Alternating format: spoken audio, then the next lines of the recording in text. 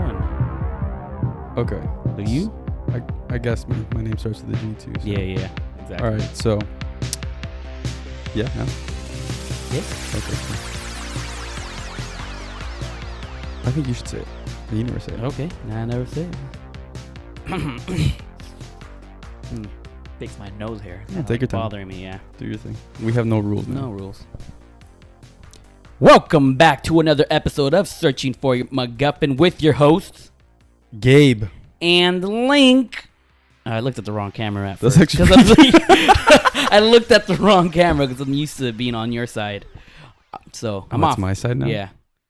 It's our side. It's our side. That's true. Now you're on that side. Now I'm on this side. For those of you that cannot see what's going on because you are listening to us. I forget that. What are you doing, first of all? Yeah, watch us on. I mean, Spotify's a great platform, but like, do they have Spotify Wrapped for podcasts?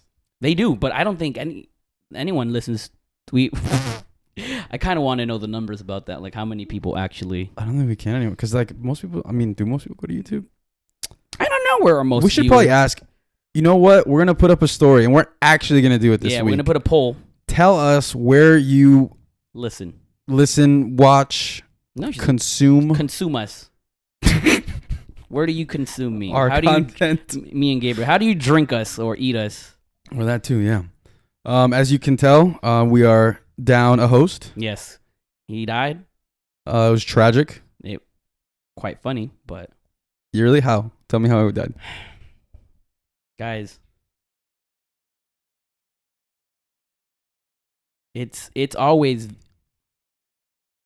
kind of personal. I don't want to get too into it, right? Mm-hmm. But always wipe your butt with wipes. If you don't, you can get an infection and die. And that's what happened to our host, George. Preach. So I am a proponent of dude wipes. I hope we could get them to be our sponsors. Oh, that'd be sick, right? That'd be clean. That would be hygienic. Well. That's true. Exactly. So there you go. One of my friends, I bought him a box of dude wipes just so he can keep it at work. So yeah, I have this coworker who I feel like him and I started a book club in the bathroom because our bowel movements are synchronized. Okay. It's like every time I'm there, he comes out right after, like a few minutes after. It's like a book club. Okay. What do you consume books? Do you guys read something? I mean, I'm reading articles. I don't know what he does in the bathroom. You should ask him. I'm. What do you mean? No, you guys share bowel movements. Like, I mean, share the actual. You share bowel movement times. Like, yeah, we're in sync. Exactly. So you think you literally do this? You know, it's an intimate thing, not necessarily together, it's but like apart, separate. Yeah. Exactly, but you don't think you're close enough to ask him what he's doing, what he does during that time? I'm a social pooper. I love talking. Oh, yeah, I know. You introduced us to a pooping app so that we can all be... Exactly, right? I want to know where all my friends are, where they poop. I want to know when they have the best bowel movements, which are the best bathrooms, right? The problem is, I got to get close to you.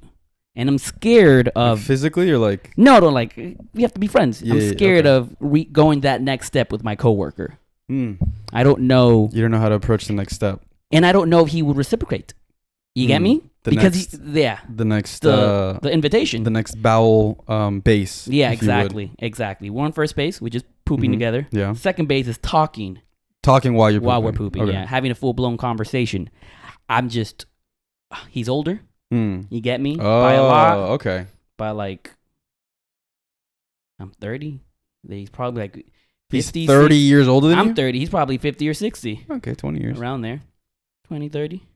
I think he's closer to 60-something. Really? He's probably 30-something years older. So you get me? It's like so that it's seniority. like you have the bowel movements of a 60-year-old. No. You have the bowel movement times of a 60-year-old. He has the bowel movement times of a 30-year-old. Okay. Let's compliment him. Okay. As you can see, we've gotten off track. The person who usually, keeps us in line, keeps us in check, unfortunately... What did you say happened to him? He just didn't clean well, and he got an infection, and it went to his heart. He's gonna hate that when he can't control. He reincarnates. Yeah. What do you? Whatever belief you subscribe to with that. Reincarnates to. Is he gonna be a Force ghost? He's gonna be a Force ghost. He's gonna be a pissed Force ghost. You think there's gonna be a new person as him as a Force ghost? It's just a younger version of it. He gets recasted. He gets recasted. Yeah. Who would you recast? Who would I recast? Who would you get George? Like, who would you recast George with? Seth Rogen. Only because he would hate it. He would absolutely hate it. Yeah. And he couldn't do anything about it. Exactly. You just hear Seth Rogen's laugh. We can work on that. We can work on that. So, Link, it's just me and you today. It is. I gotta put my mic. I gotta make out with the mic so I sound good. Make out with Mike. Mm-hmm. The microphone. Okay. Not Mike. Good that it's a good man. thing we established that. Or woman. Oh yeah. Michaela. Could be Michaela. Michaela, exactly. What are we talking about today? Today we're talking about something that you and I love, and it's very dear to our hearts because first of all, we're part of it. We do this together. So as millennials, right? You're a millennial? I'm a millennial. Yeah. Yeah. But you're like bottom line millennial, almost Gen Z. Yeah. Right? I'm a millennial, but I'm both. Like, you know, I'm like you. I'm with you. I'm every both. blog spot, article, news things always has their like different time periods, different years for when this is. The same thing with like your astrology signs and stuff like that. And I'm always like in a weird cutoff time. I never know what I am. So I consider myself part of two worlds. Yeah, you're like millennial Gen Z, right? I'm a little bit older than you, right? I'm 3 years older than you. I consider myself millennial Gen Z. I can relate to older Gen Zers. The newer ones, there's a bit of a disconnect. Yeah. Technology and just I don't know what do you think it is? I just think it's life experience. You get me? The way I experienced life when I was their age was a lot different. Oh, okay. I know what it is. Technology, it's the internet. It's the internet. Exactly. It's the internet. It's it's literally the ease of access. I think that kids have nowadays, where they're introduced to so many different things that I didn't know up until I was later on in life. Exactly. But they're like 10 years old and they're like already there, yeah. Learning how to fix things on YouTube and like or TikTok. TikTok is the new YouTube apparently. Yeah. I have to say though, the Gen Zers that I have met, and I know a lot of them because I work for the education system. I personally feel like they're not using technology to their best advantage. If we had what they had, I think. You can say that hindsight is 2020, but I feel like we'd be doing stupid stuff too, man. Exactly. No, we'd be doing stupid stuff. I mean, I was already doing stupid stuff with with. That's true. But I feel like had I had the access to it that they have now, boy, I don't know. My life would probably be different. Exactly. But I also think that the experience that we went through doing those stupid things and then getting older and like, man, that was stupid, would have like obviously been like, I could have done things differently back then. So yes, I think going with the knowledge that I have now and then going back with the technology, then I'll be like, I'd be a completely different person. You're right. I take that back. Gen Zers, just step it up a little bit. That's all I ask. You Zoomers. But that's not what we're talking about today, right? No. What are we talking about today? We're talking about the hit TV show, Community.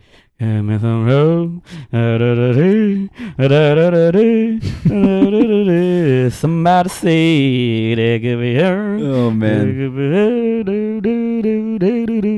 I could have continued more. Okay, I'm glad that you got it. We should actually put that for the intro. Yeah. Before we start. I can't count the reasons I should stay. One by one, they all just fade away. Ba-boom, boom. Thank you. All right, so Community. The show? Or the concept of Community? I think the concept of Community would be a better topic to talk about. CC. Okay, so what is Community to you? Community to me. I feel like now as I just hit the third floor, you get me? I just turned 30 this year. Third floor. The third floor, right? But I feel that Community to me is so important more than ever because now I can't take it for granted. Before I feel like I took it for granted, now I don't.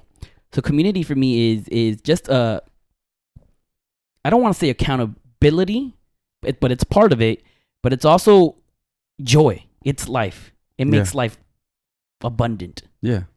So that's what Community is for me. Community, okay. Yeah. What about you? I think community service. Yeah. I think of, feeding the homeless, playing with orphans, picking up trash. Yeah. Doing beach, picking up trash at the beach and stuff like that. Community service, I think. It's good. The world needs more of it. Yeah, I think I did a lot of that as a kid, you know, where I grew up. I think there were a lot of opportunities to do that, which taught me a lot. You know what you did build while you were doing those community service hours or community service events? Are you going to say community? You were building community. Because you never did that by yourself, did you? It's true. Yeah. Because you can't really. No, you can. You're not that. Do community by yourself? No, you can do community service by yourself. Oh, yeah. But you and I, I don't want to just single you out. No, me. No, both of us, we were never the type of people to do community service hours by ourselves or events by ourselves. We always did it with people. You did it with people because, and yeah, getting into that, it's like, you did it with people because the people, like doing with other people, like made it fun. Like you were doing something that it's like, oh, this is a nice thing to do, but I wouldn't do this with myself. I'm going to do this.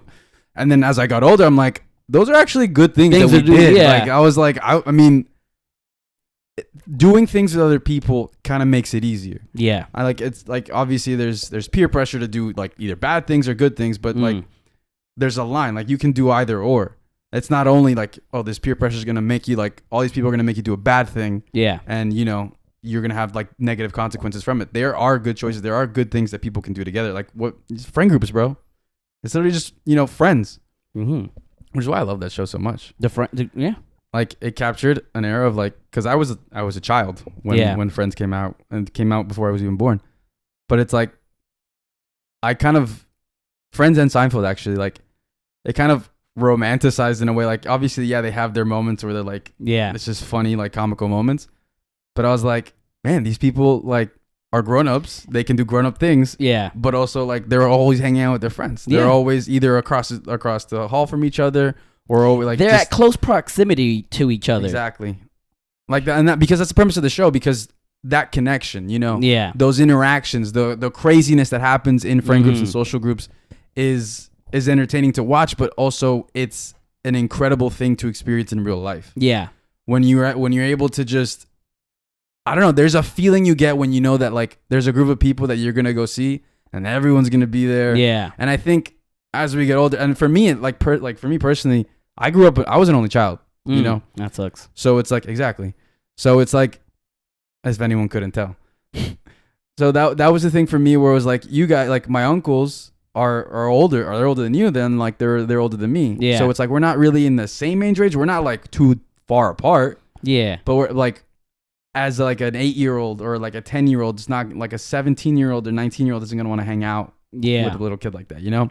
So obviously like I had to find friends my age, but even then I feel like they did a good job hanging out with you. Oh no, yeah. And me as well. Because, and they included me, like they did a good job of including me. And I think that went that was a whole different part, like to building my identity and, you know, me becoming who I am, to be able to relate and to be able to like hold conversations with older people. Question. Because you and I grew up, you know, with George and my sister and your other uncles and right, I feel like our taste as children was a lot better than the taste of our peers at the time. You get me? No, and was it hard for you to like relate to your peers? Because obviously I was an immature child, but I felt like my taste was more mature than them. So I had a hard time connecting with people my age because the taste that I had was a taste of a, I don't know, like someone 10 years older than me. Like a 20, almost 30-year-old. Well, not, I guess. As I got older, because I'm going to high school. No, I completely agree, because it's like the things that like music taste, the things that they were getting me into was like movies and music and comics and just that type of, you know, content that I was taking in. A lot of it was playing video games. Yeah. Like Rock Band shaped a bunch of my music taste, where it necessarily wasn't the same. Like a lot of it was the same. Yeah. And we have similar music taste, but also like pointed me in a new direction where I was able to forge my own path. Yeah. In terms of like, it's not the like copy paste off of like, you know, my uncles or my aunts. Yeah. It's similar. We go in a similar vein, but I went my own way. And I think that there was a certain point where it was difficult, because like here I am like enjoying like, man, these movies are so good, when, you know, I'm not even allowed to watch those movies. Yeah, like exactly. The kids around me, like even then, they're not allowed to watch those movies. Yeah. So like they never knew what I was talking about. And as far as like, because like I was saying, because I was a single child, an only child. You didn't have any girlfriends when you were young? When you were a child? That too. I was a single child. I was a single child for a long part of my a long time in my life. But the friends that I did make, that I grew up with, and that's another, like, either I got lucky or it's a blessing or whatever, that I grew up with a lot of people that, like, I can still talk to this day, or like they were constant. They were consistently in my life since from like I was 4 years old when I started going to school till I was like 8th grade high school, till I kept going. It was like kind of like the same core group of people. People would come in and out. Yeah. But for the most part, the gist of it was like I had like the same best friend throughout, my childhood. And I made new friends, but my connection to them was that of like me trying to find the connection of like me having a sibling. Because it's like my connection to, because I was an only child. It was a lot of nights of just like Saturday nights of, going with my mom to Blockbuster, getting, Pizza Hut right next door, going to Blockbuster, picking out a movie or a video game to watch that night. And then, just do, like, my mom would be in her room doing her thing, and I would just be in the living room watching my movie, or like playing video games or eating pizza by myself. And then, just eat cold pizza the next morning. And those were my typical weekends before. Sounds like an amazing weekend to me. Yeah, like they were fun. And I did learn a lot. But as a kid, it's like when I go to school, it's like I see all these people and I have such a great time. And it's like, for me, connecting with them was like the biggest thing for me. It was like I have so much fun with friends because I don't get this necessarily at home. Yeah. But being like having that solitude and that, like, being alone, like, it's nice. I thought it was a bad thing as a kid. Like, I was like, I'm alone. Like, you get FOMO. Exactly. And as a child, you don't realize that. And as FOMO, I grew up, I was like, it taught me a lot to be alone, to be okay by myself. It is okay. It's great, to have your alone time, to have that time to yourself. But as a kid, I realized that I craved, friendship. I craved those connections to the point where, like, the people that were close to me, they were more than friends. They were like my brothers. Yeah. To the point where, like, when my best friend, like, I would always, like, when I could, I would go sleep over his house. We'd have sleepovers and stuff like that. And we'd get into all sorts of, like, hijinks and stuff. Like, we'd go out, and he was a very creative person. So, like, he would teach me how he'd do, like, a lot of art. Yeah. And, like, spray painting and stencils. And, or I don't know. He had a very creative mind to the point where, like, I wasn't exposed to that. Like, I just didn't think that way. Yeah. So being able to see that at a young age and being exposed to that, I was like, oh, man, it's crazy to think, like, how someone else is different than me, but being able to be a part of and have conversations with them about that type of stuff. But just the joy of, we can go watch a movie. Like, because he had a brother too, and that was like, he became one of my friends as well. Yeah. And it was just like, we would go to his house, like, his mom would cook delicious food, we'd watch a movie, we'd play games, we'd play, like, hide and seek or tag or manhunt. And sometimes, like, the community that we grew up in was like, I grew up in a religious community, and we, like, went to church and stuff. And loser. Yeah. That community, we would, the friends that I built there, as well as in school, that was my core. Yeah. And while George and everyone else was in high school, like, they would take me to school, and that was the time that I'd spend with them. I'd spend time with older people. So we spent time with. Exactly. Like, I remember there was a time where, like, I don't know, I was like in 4th or 5th grade, and then, like, Aerosmith comes on, like, Dream On comes on, and I'm singing, and George is like, what the heck? How do you know this song? Yeah, I was like, how does he know this song? And then, well, that's like because of either films or something that I watched that I got into. Your parents. I think your dad? I don't know. It was probably either my dad or George or something like that. But, yeah, all that to say, like, I grew up alone a lot. So the valued community. Yeah, so the people that were around me were everything to me. Yeah. And man, that explains so much about you. Yeah. And so, like, that's why, like, I just care for the people. Like, I always want to help. And yeah. I don't know if this is too personal. You can plead the fifth. But do you feel like those people that are not family members, right? Like the ones that you're the closest to right now, your friend group, your community. Do you feel like they are more important to you than your family? If like attention and if attention was a measure of that, probably. Like the amount of time I spent texting or calling or FaceTiming or interacting. I mean, a lot of it's over the phone because it's like, as we get older, obviously we'll get into that. But we'll get into that. I think if that's a measure of that, then I would say like, yeah. Cause like those are the people that. I hope your family's not listening to this. No, I mean, I love my family, but like that is. But you guys are second. No, I love my family, but I think that's a thing for me where I was a kid. When I was a kid, like I was chasing. Yeah. Friendship from other people, things that like they like because I was like, because you didn't have it, exactly. I didn't have that connection, and I didn't want to be alone, so like I would chase that excessively to the point where like it kind of, bro, it's like therapy for you right now. As I grew up, like I kept like chasing. I grew into my own. As I got into high school, I felt like when you got into high school, that's when you established who you were, and you separated yourself even more from your family. From my family. And it was like it was like, you know, you trying to fit in, you trying to be cool, you trying to not miss out on any like, you know, memories or moments that you could be making with your friends. So like I was always with my friends. I was always doing something with my friends. Even when I was in Guam, when I went to Guam my freshman year, I missed my friends so much. Guam is short for Guantanamo Bay. No, it isn't. And so I had to be a George. I couldn't and you on that one. Because I went to a different school through like in my last like 8th grade year of middle school, and all my friends were still in 8th grade and they were graduating together. Yeah, that was weird for me. And I had FOMO. Like I was left out. Like I grew up with these kids since I was like a little kid. Yeah. And then I finally get to go back to the school and I would get to start high school together and have all those moments. And then my dad's like, yeah, no, we're going to Guam. Which is it's like 3 hours south of Japan. It is across the world. Yeah. At a pivotal point in my life where like I am entering high school into freshman year, and I finally got to go back to my friends. I finally like there's like prodigal son coming home, and then like a month in, like I'm gone again. Yeah, prodigal son sent back away. Yeah, he's like, I don't want you. Like, bye.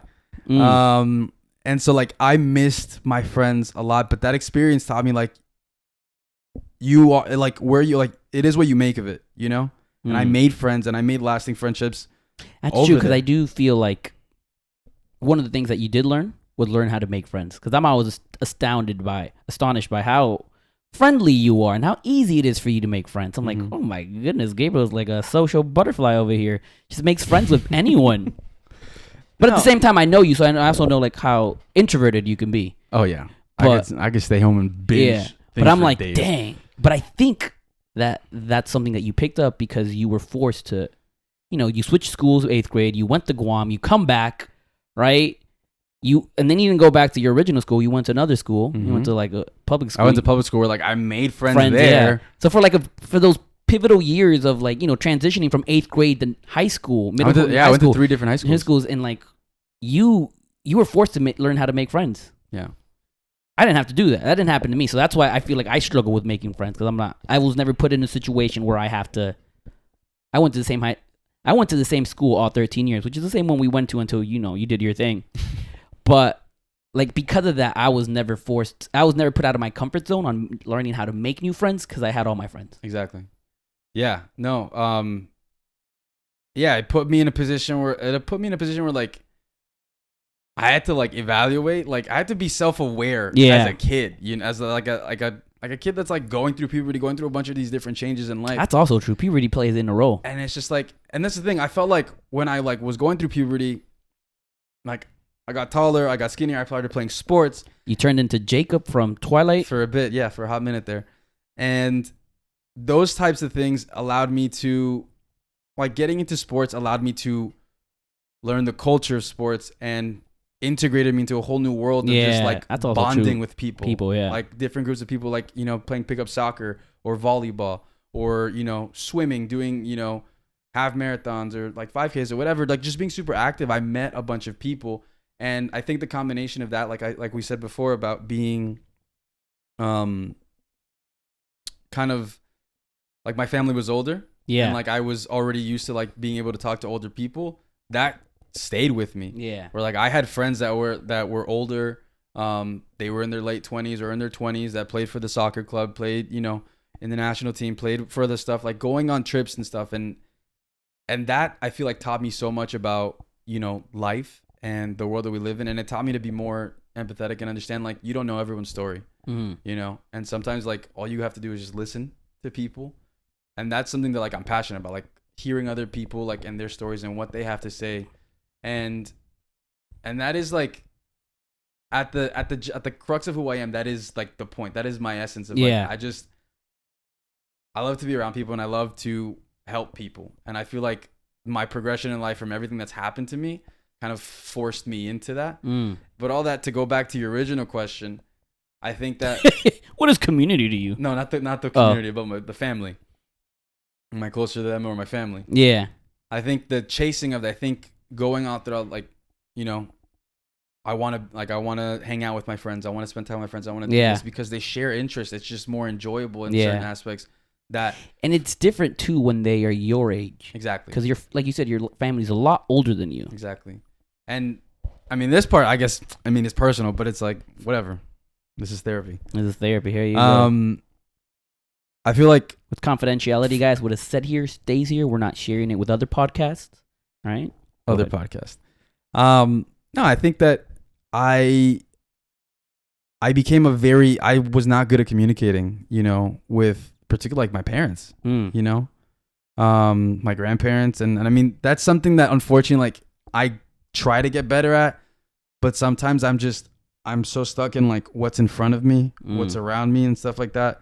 Because there was points in time where like I was living in Tennessee and I just wouldn't call my mom. Yeah. And like to me, because everything was in front of me. Everything was here. Because and the thing is like, and I know you're gonna get to it, but my mom, I turn like I'm from Boston or something. My mom is just the type of person that like, give me your friend's phone number, and I don't do it anymore. I try not to because she will call. Like if I don't answer or if like I'm not picking up the phone or something, she will call everyone that possibly knows me or could know of my whereabouts at least 3 times before moving on to the next person. Yeah. And like that happened to you guys. That happened to my aunts a lot, my friends and stuff. It happened when we were in high school. And then when we went to I went to college before you, then you went to that same college. It happened again. And she like, call me. Dile que Gabriel me llame. Yeah, dile Gabriel que me llame. But it's always interesting to me because growing up, when your mom did that, I'm like, bro, this is so annoying. But hearing your story, right, about being an only child, you were literally everything for your mom. Yeah, I still am. You still, yeah. She's married now she's married now to a white man. That's what Hispanic women. The greatest white man of all time. Yeah, Hispanic women. That's what you got to do. Marry a white man. I'm just waiting for my mom to remarry a white man. That's what I'm asking Santa for Christmas. But it is, you know, it affected you, but it also affected her as well. Like, now that I'm older, hearing this, I'm like, wow, I can see the like I see from your perspective, but now I can also see it from her perspective. No, yeah, and that's what experience teaches. That's what age teaches. Yeah, it's like I look at the position I'm in, I'm like, oh crap. Like a lot of times, like people when they have kids, they see like what they put their parents through. But I've already noticed that, and like that was something I had to have a conversation with her, and I had to like apologize for a lot of like not communicating and not being present and that's something that I'm trying to like actively work on because me with communicating, it's like if it's not in front of me, if it's not like, you know, pertinent or a priority right now, then it's like it kind of gets put on the back burner, you know? And that's a terrible like I don't want to be that I don't want to be that person, you know? If I'm giving so much attention to the people around me like that, then it's like these are my parents. This is my mom. This is my dad. These are my grandparents. These people that raised me, that care for me like you said, like I'm my mom and my dad's only child. Mm-hmm. They care for me more than I can ever imagine. Like, there's nothing I can do that like will ever make them stop loving me. And that was something that when I came back to Miami, I realized I was just like, man, this is something because the pandemic happened. I finally came back like in 2021, I think around there. Yeah. And I realized I hadn't seen my mother face to face in like a year. I was in Tennessee. I was in a relationship. I had my friends. I had my life. I had my job over there. And I spoke to my mom like every once in a while. But it was something different when I came back and I saw him. I didn't see my mom in a year. And like people go out through like their life like that. Like that could happen. Like they don't see their parents in a very long time. Was there like when you finally saw your mom again within that year? Did you notice how much she aged? Yes. Because that's what happened to me too when I moved back, like from California. I realized I'm back home, and my mom's aged. No, it's not the same. It was so strange because I mean, and my mom has had the person that, like, the face of a young person. Like, she just has, I mean, she has great skin and like, but I hadn't seen her in a long time. And then when I came back, I'm like, oh, mom. Like, I mean, I don't want to like be disrespectful or anything. That's just, it's natural. And maybe it's not necessarily age, but it's like, it's hard to, like, if you're seeing someone constantly, it's hard to you don't notice the differences, the subtle changes that happen to exactly, people, yeah. you know? But it's like through that time, like what happened recently with my cousin, like Nick or Mario Max. I hadn't seen him in like a couple of months. Oh, my boy's ripped and now. He was skinny. And now he's jacked. He's and I'm jacked, like, bro, what? He doesn't know those steroids make his pee-pee small. Watch out, Mario Max. Is he taking roids? I have no idea. I don't think so. Let's bring him on the show. He's too much of a baby to do roids. I don't know. He could have changed. You're right. Those streets of Kendo. Yeah, that's true. But yeah, we should probably go down this list, right? Exactly, yeah. This was a good therapy, though. It was a good conversation. I've asked you some tough questions, I believe, and you answered them well. And truthfully and honestly. So thank you. I appreciate that. Of course. I think one of the big moments, obviously we had, like, you know, growing up, like we came through, you know, elementary, middle school, high school.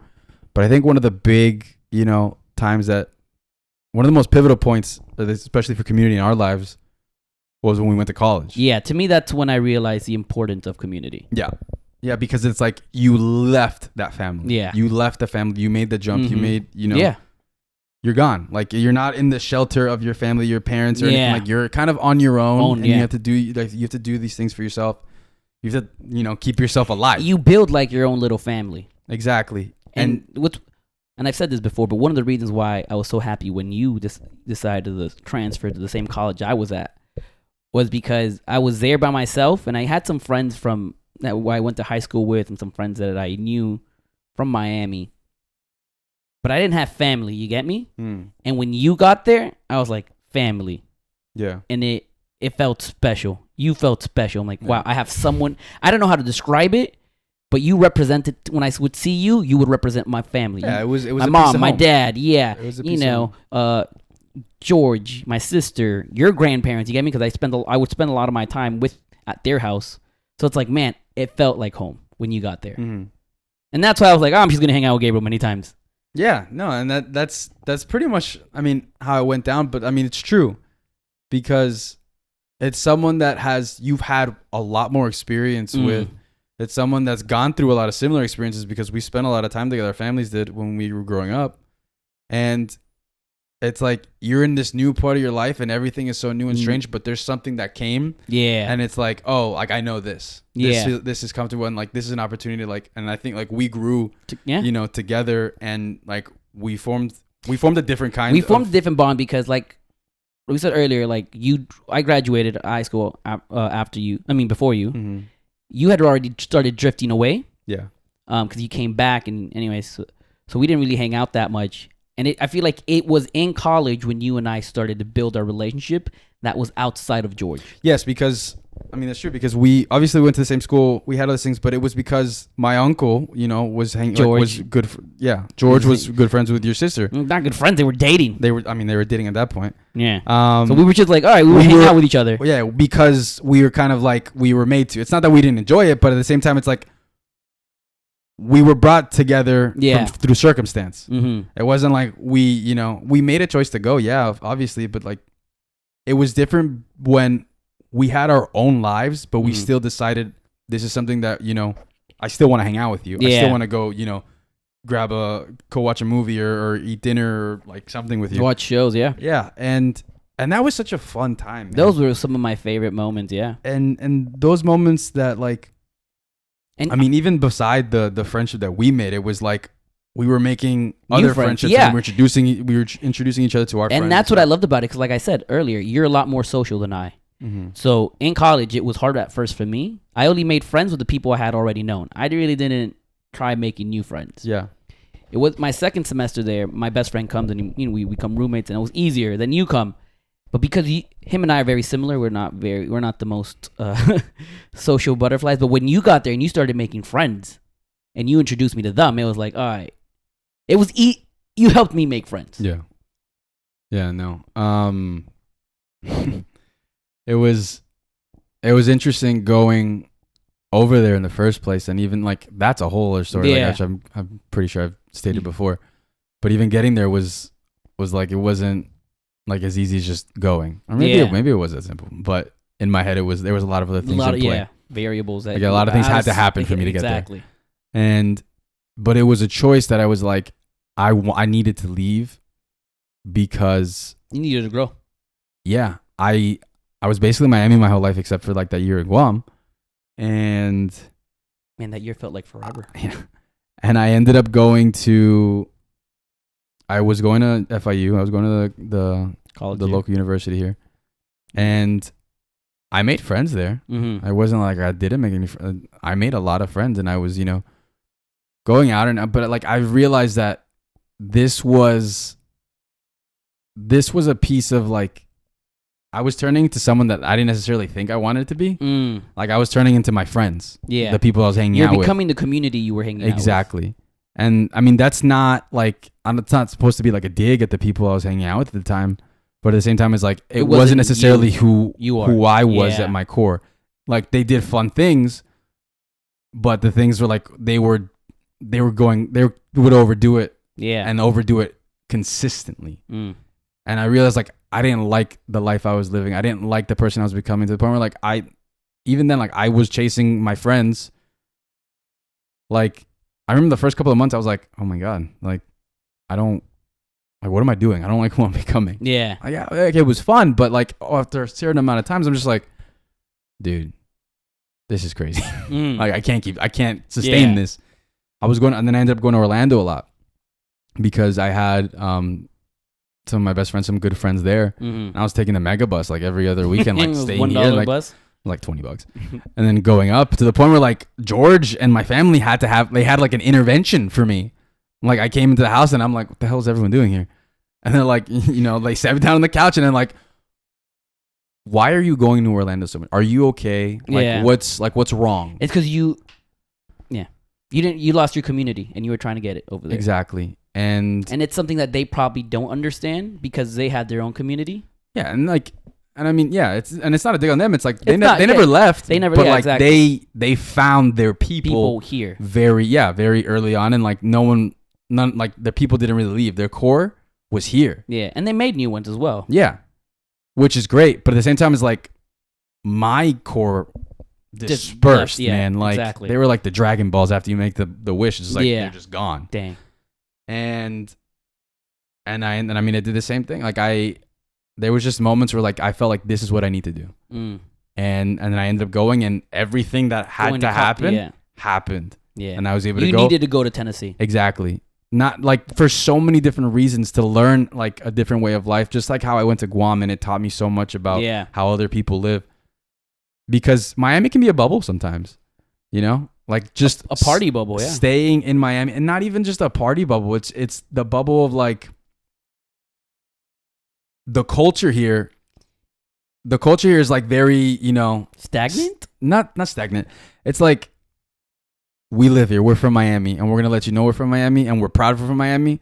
But it's like, if you go somewhere else, it's like, oh, that person's from Miami. Yeah. And I love being from here. I love saying that I'm from here. I love my city. I'm obnoxious about it. But I do think that leaving to Tennessee was so, beneficial for my growth, and just understanding how other people, because it's like I had never seen that many white people in a concentrated. I mean, we've never seen that many white people, even Asians. I mean, no, you were in Guam. Never mind. I take that back. No, yeah, Asians. I thought Asians other than Filipinos. But it's like the predominantly it was like I'd walk into a restaurant, I'm speaking Spanish, I'm ordering Spanish. I get to Tennessee, they're looking at me like, I've seen you before. Do you play soccer? And it's just like I'm like 1 in 100 Hispanic boys that they've seen, and just experience. It's just different experiences that I've had, like people using their blinkers, bro. It's not telepathy, people. Dude, when I tell you, people were because I've always used my blinkers like as a driver because that's the way I was taught. And it's like it just makes sense and it's courteous and it's but in Miami, that's not a thing. Yeah, bro, they drive by faith. That's one thing. But it isn't a thing, saying, I'm going to go into this lane. I'm letting you know I'm going into this lane. In Miami, it's like, get out of my way. Yeah. Or you're going to get off the road. I'm going to go inside. Yeah, exactly. And so, like, going to Tennessee, I was like, oh, man, they're using their blinkers here. People are so polite. I'm just walking down the street, and they're waving at me, saying hello. So, like, how you doing, sir? And I'm like, I'm doing great, man. Thank you for asking. I walk around here. I take a walker, like, you know, I walk around my neighborhood or a run. You didn't even make eye contact. No, I try to. Yeah. Because I'm used to Tennessee. Oh, no, me too. But the people don't. And I'm running and I'm walking and I'm going to pass and I'm like here, like presenting my smile, going to give a wave, going to give that, you know, that nod you give when you're passing people. And, you know, do your thing. If you don't want to say, okay, I get that. But it's like, it's just little subtle differences that it's like, you don't really get. And it teaches you a lot because even then, not everyone was from Tennessee that went to that school. People were from all over the place, man. That was beautiful. We were. It was like a melting pot, you know? Yeah. We were introduced to different cultures. Exactly. American cultures. Yeah. Because we just grew up in Miami. But also they had the best Thai food restaurant in I'll give part you of the planet. Yeah. But yeah, just different opportunities, being able to, you know, play soccer, play sports, and just learn a lot about life and getting to pick the people that I want to hang out with. You know, it's the family that I chose, the family that I choose. Yeah. To hang out with. But one of the interesting things was that when I was over there, I realized, like, because I was gone, I was like, I started missing my family. Yeah. I started missing. What's the expression? Distance makes the heart grow fonder. Yeah. And I was like, man. Well, a lot of it was because I met my friend Alec at the time, and my progression, my journey in high school was a lot of it was sports, man. It was like, you know, doing the popular things and like you know, being the cool kid and stuff like that, or trying to be, and that was my identity, you know, soccer and sports and like just being athletic or whatever. That became my identity and hanging out with my friends, and a lot of it, like I kind of repressed a lot of things that I enjoyed as a kid, watching film, you know, playing video games, like Star Wars. I wasn't thinking about Star Wars. Like Star Wars was the last thing because I was like, oh, that's nerd stuff, man. Like, you're a freaking loser if you like that stuff. And that just went to the back of my mind. Like I didn't think about it. Yeah. And then I met a friend. I met Alec in college, and I didn't like him at first, like because I thought he was trying to, you know, step to one of my, like, you know, hit on one of my friends, and I was kind of just. And he's from Orlando. Yeah. He went to my rival school. He went to a rival high school. Yeah. And he's a Magic fan too. And then I like. Yeah. He's a Patriots fan too. That is the worst. Never mind. How are you friends with that guy? Actually, you're right. He's the worst. Yeah. Never mind. I'm get rid of my stuff. But you know, you mentioned something interesting, and this is what I've noticed, that the friends that you made in college, the bonds you make in college are a lot stronger than the bonds that you made when you were younger, right? Like in high school, or we went to the same schools, like a K to 12 school. Yeah. So although with the friends you had in that school that you went to, you had quantity. But the quality that you had with your friends in college is a lot better than the quantity you had with these people. Yeah. So, and one of the reasons is because, like you said, when you're in high school, when you know, going to the same school, you're kind of forced to be with these people, right? Like, you're, you know, the admin or whoever, the registrar puts you in a room of people and you're forced to be friends with them. Yeah. Right? When you go to college, you already know what you want, what you like. So you're going to attract the people that. Yeah, and you're like what you like, and that's why you were able to become friends with your friend Alec. Yeah, and that's why that bond there is stronger than some of the bonds you probably had in high school. Yeah, and the thing is, like, you were exploring and you're building your taste, you know, and like the story, like with Alec, like I said, I didn't have a good impression of him at first. Like I was just like, he'd say hi, and I would just like, I was a stone-faced kid. Like I didn't want anything to do with him, you know. But his roommate at the time, which is also a good friend of mine now. I went to go like visit him to go like hang out or something, and then I saw him like playing video games. He was playing like Battlefront or something, and I was like, "Oh, you like Star Wars?" And then after that, like it was just that was the beginning of like a beautiful friendship, you know. And we ended up like we ended up realizing that we had so much in common, and I found a part of myself that I had lost when I was a kid, when I was younger. Yep.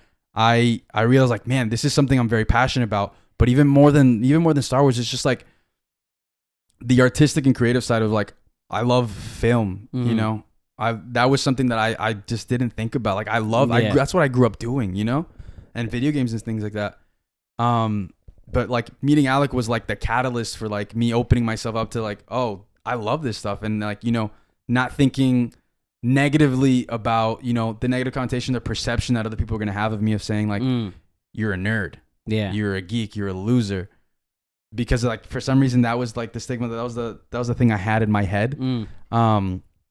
And I realized that when I met him, I was like, oh, this person like is into, because he's into sports too. He's a phenomenal basketball player. He plays football, baseball. He does all that stuff. Yeah. He plays all the sports that like I didn't get into, you know? And like we bonded over, we were able to bond over sports. We were bond over movies, over like food. We love the same type of food. And like we were finding new places to eat and stuff like that.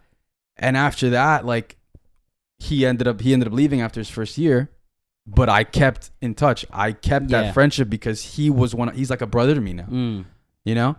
And then the friends that I continue to you know, get, the quality of friends, like you were saying, like that I continue to make, I was able to introduce him to the people that were passed in my life, the people that I chose to stick with, that I went to high school with, that I went to elementary school, that I grew up with. Because there's a handful of people that like they were quality. There are people that I choose. You knew you weren't going to. Yeah. I choose to keep in my life, and I introduced them, and they gelled. They mix, and I introduced, like, they're now really good friends, and they hang out and they do a bunch of stuff together. To the point where like when we're all together, which is something that like we've been blessed to be a part of, is like we have like a giant group chat, you know, of dudes and friends that like we are. It's just a bunch of guys that like are there for each other, and we talk about stuff that, you know, whenever we need help or something, like with it, they're just like a community, a brotherhood, a tribe that like we can talk to, we can bring our concerns to. And that's something that's like, if you don't have one, I don't know how, but it's like, you got to try and make one, man. And that's what we're talking about. That's the importance of community, because you made all these friends. You and I made all these friends in college, but we graduated. What was the difference? How community wise, socially, right after you graduated? Bro, that is it was different, man. It was sad in a way, because it's like, for me, like transitionary periods are like people leaving.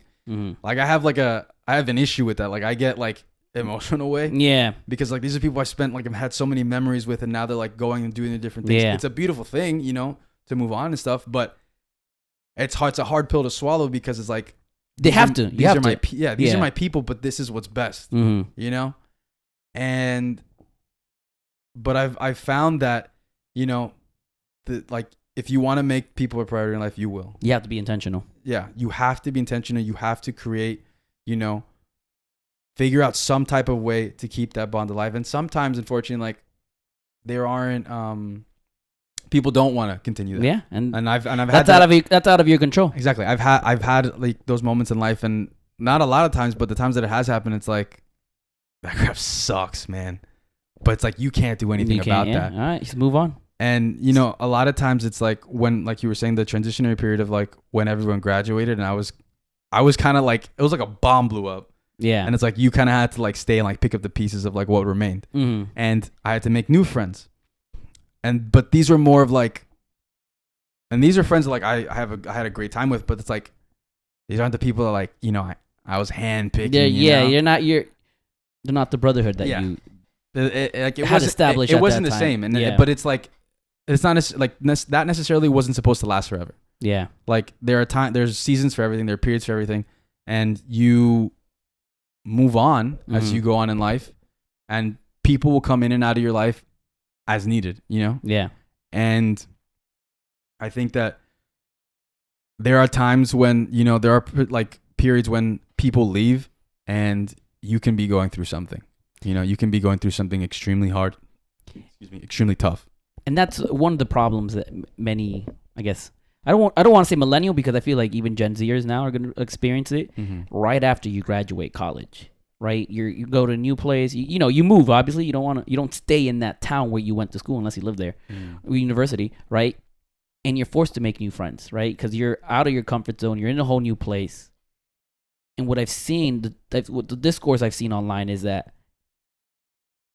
you don't have that community, and as a result, many people tend to pick up bad qualities, bad habits. You get to cope. To cope, right? And they end up affecting your mental health, sometimes physical health as well, emotionally. Yeah, it's all it's pretty much at some point it's gonna be all aspects of your life. Yeah, because community is important. Yeah, and it doesn't even have to be because they leave or because any of that. It can life is tough. Like life will like hit you in the mouth, you know, and I found that a lot of times that like it doesn't even have to be related to the community or anyone leaving. It's just something happens in life outside of your control, but it happens to you, and it's so much harder when you don't feel like there's people around you. Yeah, there's people supporting you, and even when there are certain things like depression, man. Like that makes you think like there is like no one cares. Wants. Yeah, like you start telling your lies that you are alone, that no one cares about you. Exactly, and that is a it's a deep dark hole that I mean I found myself in before, and like I have friends that struggle with that as well, that I've bonded with over I'm trauma bonded about this type of stuff, because it's like there are certain things where only that if you've gone through it, only you can understand. Yeah. And I have friends like that have struggled. I used to struggle with that, and there was times like even when I was like in the brotherhood, surrounded by the people around, like there were times like that would hit me. Yeah. And it would hit me hard. And like I would mentally, like I wasn't there. Like my mental health was a wreck, and it was like I just felt like I got isolated and alone, and I picked up a lot of like just bad habits and like addictions and coping and things to cope that were not beneficial, were ruining me. And one of the ways that like I came out of this was because people in my community, friends that had gone through the same thing, kept mentioning like they were there for me. Yeah. They were there for me. They cared for me. You were one of them. You were always checking up on me, which I appreciate, Yeah, boy. And I love you. I love you for that, man. And I love you beyond that. I love you. Thank you. You're my favorite Gabriel in the whole world. I am? Yeah. Oh. I am. Yeah. You're my favorite link. Oh, that's high praise. And those people, that community basically told me, get therapy. Yeah. And that was one of the best decisions I made. A wise friend once told me that addiction is the opposite. A community is the opposite of addiction. I guess vice versa as well, right? And many times when we go through depression, it could lead us to isolate ourselves. Yeah. And in that isolation where you might pick up bad habits, right? And these habits, it's a circle, it's a cycle, right? These bad habits create more depression, and because you're depressed, you go over to these bad habits, and it's like you're there and you don't see a way out. And that's when you need community the most. That's when you need people to take you along to be there with you, carry some of your burdens, and be vulnerable with you. Yeah. Because when you are in this cycle of addiction and depression, you don't reach out. You think that you're the only person that's struggling with this, and as a result, you're not vulnerable. And vulnerability is key when it comes to addictions. Vulnerability is key when it comes to depression. Yeah. And community, a good community is vulnerable with you. A good community does keep you accountable. It helps you share the load. It helps you share the load. Exactly. And the beauty of it is that, you and I have struggled through some similar things, and I can count on you. And I know you can count on me. Yeah. And what's beautiful is that now we can help other people. Exactly. And that's what I love about community. I have you, you have me, and we can help others. No, yeah, you have each other's backs, and it's like the thing that popped in my head was in Return of the King when Frodo and Sam are going up the mountain to destroy the ring. Yeah, and Frodo's done, bro. He can't no more. He's at the finish line and he can't do it, bro. And here you go, Sam, the guy that's been the guy that Frodo has pushed away. Yeah, the guy that's been Frodo's isolated himself. Exactly, he rejected him so many times. And Sam is like, to the point where like he couldn't even have him in his presence. Yeah. To the point where like Sam is like, he is such a loyal friend. He's a loyal companion that it's like, I'm going to stick this out with you even if you don't want me to be here. And he doesn't put on the ring either. Exactly. That's like, it's a quality friend. It's someone that cares for you.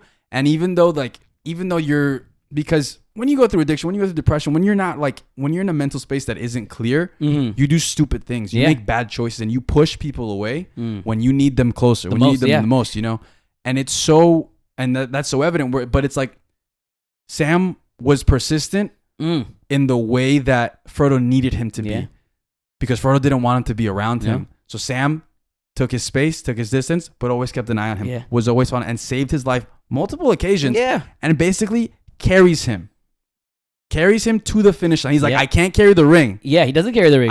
But I can carry you. And he helps him. He lifts him and he takes him, and they save the freaking world. They save Middle Earth. And that's such a powerful example of the stuff that like goes on in the day to day. Like, you don't have to be traveling to like destroy the One Ring on Mount Doom and stuff like that. But on a very serious level, we might have a Mount Doom in our head. Yeah. You know, we have those quests in our head that could mean life or death in some instances. The way that you live your life, and if you live it alone, if you live it solitude, and you live it like thinking that no one cares, that you're by yourself, and the way that you think about that is it can lead you down a very dark path. Yeah. To the point where like it can become dangerous and detrimental. But the beauty of it is that true friends, like the real ones, even though you push them away, they're still gonna be there. They will always be there for you no matter what. You have your friends like Sam that will, force their way into you to help you out. But then you also have your friends like the rest of the fellowship that are helping you from far away. Exactly. That are giving you the space you need because maybe they might not know how to do it. But they're also there fighting for you. You get me? They're distracting the eye so that it's not focused on you. Exactly. Yeah. And that's the thing. It's like the friends that you make, the family that you choose, the people around you, your brotherhood, your tribe, your sisterhood, whatever it may be. That's your family. Those are the people that are going to ride or die for you. That circle that you have, that is such an important thing to have in our life, because they might not be around you. They might not be in close proximity, because in life, everyone has their own path to take. Yeah. Life takes you away from each other. But if you can keep in contact, if you can keep, and that's another thing. There are people that I don't talk to, I don't talk to on a daily basis. I don't talk to on a week basis. I talk to maybe every couple of months, or maybe I don't even talk to them. But when I see them in person, it's like we didn't miss a step. Yeah. It's like nothing, like no time has passed. And those types of connections are also special. And I mean, there's the opposite side of that coin. Like, there are people that, may seem like they're good for you. There are friends that may seem like Smeagol. Exactly. That like, oh, they're leading me somewhere. There's a point to this. Like, they have my best interest. They don't. Sometimes people don't. And I think it's like, they just want your precious. Exactly. But being conscious of the fact that like not everyone has your best interest at heart. Don't be naive. Don't be gullible. Be like hopeful for sure. Yeah. But not everyone's gonna have your best interest at heart. Not everyone's gonna want to see you succeed. People will use other people, which is the world we live in, and that's real. So that's something like to keep an eye out for too. But in my experience, because I that's happened, and it's unfortunate, but it is a reality. It's part of life, yeah. And like there's good and there's bad. And it's what you make of it that makes the biggest difference at the end of the day. To choose to surround, and that's the thing, you have to be selective, and you have to choose to surround yourself with quality people. With people that you have seen, because it's like they can talk the talk, They can speak, they can say, yeah, I care for you. But it's like at the end of the day, when push comes to shove, who's going to be there for you to carry you up the mountain? Yeah. Who would do this for you? And if like you have to like kind of like, I don't know. You have to second guess and think about it. And it's like, maybe you should reevaluate that. Maybe you should think about, who has been with me multiple times, because you can be doing the same thing. You can be pushing someone away that's been there for you. And you're just like, I don't care. This person isn't cool. This person isn't, as important, or like I don't have much to gain from this person. It's like that's something that you have to reevaluate in yourself, and it's like, why am I thinking that way? Because I mean, this one thing that's happened in life is like, you can just be craving attention. You can just be craving attention, or you can just be, giving your attention to somebody else. Yeah. And the intention behind what you're doing is so important in the friendships, in the relationships that we have, because we have to think about, why am I doing this? Why am I friends with this person? Am I friends with this person because of circumstance? Because like like, what do we talk about? Mm-hmm. Like, does this just because it feels good, or like we have, you know, mutual things in common? Like, what is the point of what I'm doing with this person? Like, why is this person here? If this person asked me to, you know, help them move or go on a road trip, you know, across the country, are they going to do that for me, or am I going to do that for them? And then I don't know. I think it's interesting, like the relationship and dynamics, which that could be a whole episode, like right there, where you can get into that stuff. But as far as like getting back to the whole thing about community, man, it's important that I think it's important that you have one. Yeah. And it doesn't have to be a group of like 50 people, like 20 people. Like it can be 3, it can be 2, it can be 1, you know? Because it's like, I'd rather have one like best friend, hardcore friend that's like just going to be there for me whenever, rather than like 5 people that are just going to be like, nah, they might flake, or like they're not, like, I don't know. It's a weird thought to have, but it's like, you want to, I think it's in the military, they call it a foxhole. Mm-hmm. Those are the people you're in the trenches with. Yeah. And I read a book by David Goggins, mm-hmm. where he talks about this foxhole and talks about how